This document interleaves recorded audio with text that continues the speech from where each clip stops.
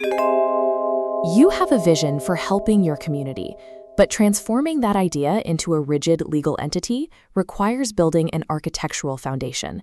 By the end of this video, you will have a definitive launch action plan to get your organization off the ground legally and safely. We are going to build this plan in 3 specific phases. First, we will identify your exact IRS category. Second, we will run your idea through a viability reality check. And third, we will map out the precise 5-step sequence required to legally launch. Mapping this chronological sequence helps prevent the filing errors that can cause the government to reject your application. The 501c3 tax code grants 2 distinct benefits: exemption from federal income tax and eligibility for tax-deductible donations. To receive these, your organization must fit into an exclusive IRS category, like charitable, religious, educational, scientific, or amateur sports. The most common category is charitable. This covers organizations providing direct public service, like the American Red Cross distributing aid directly to communities in crisis. IRS definitions are highly specific. The amateur sports category applies to organizations fostering serious regional or national competition, like Olympic networks, rather than casual neighborhood leagues. If your primary goal is to actively lobby for political change, you fall into a different classification entirely, the 501c4. These social welfare groups can engage in heavy political advocacy, but they cannot offer contributors a tax deduction for donations. Choosing the wrong IRS designation restricts what you are legally allowed to do and fundamentally changes your organization's financial model. Now that we know the categories, we have to run a reality check on your idea. Is there a genuine unmet need for a new entity, or should you bring your resources to an organization that already exists? If a new entity is required, you must understand how it handles money. Nonprofits can generate a profit, but must follow the non-distribution constraint. Surplus revenue must be reinvested directly into the mission, rather than distributed to owners. Tax-exempt organizations often bring in commercial revenue by selling products. For example, Trappist monasteries operate massive breweries, selling beer to fund their community operations.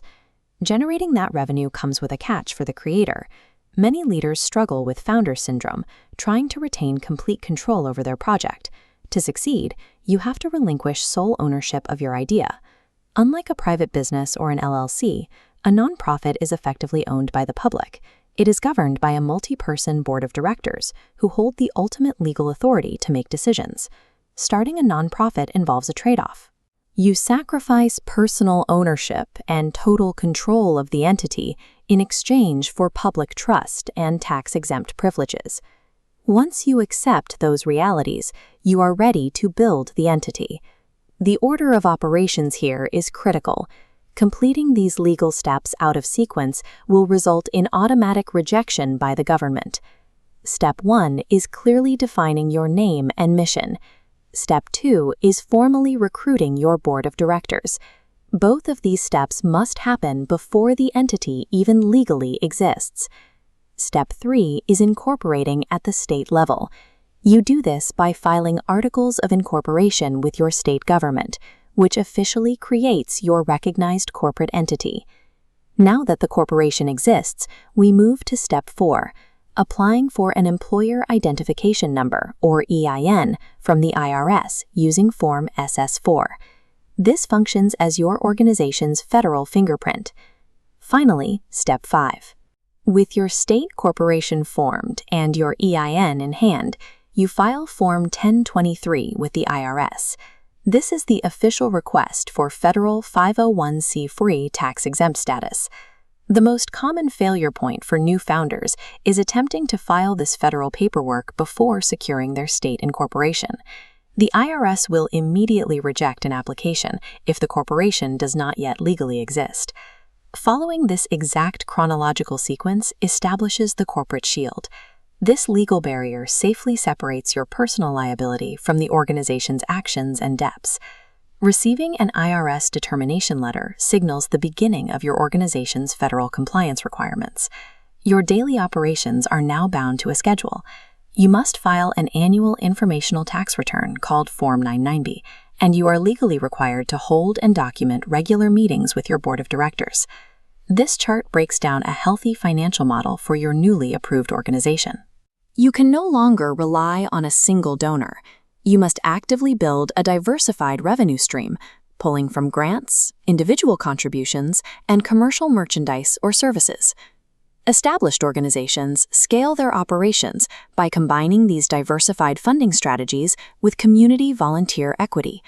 They use that secure financial foundation to mobilize volunteers and execute their physical programs directly on the ground.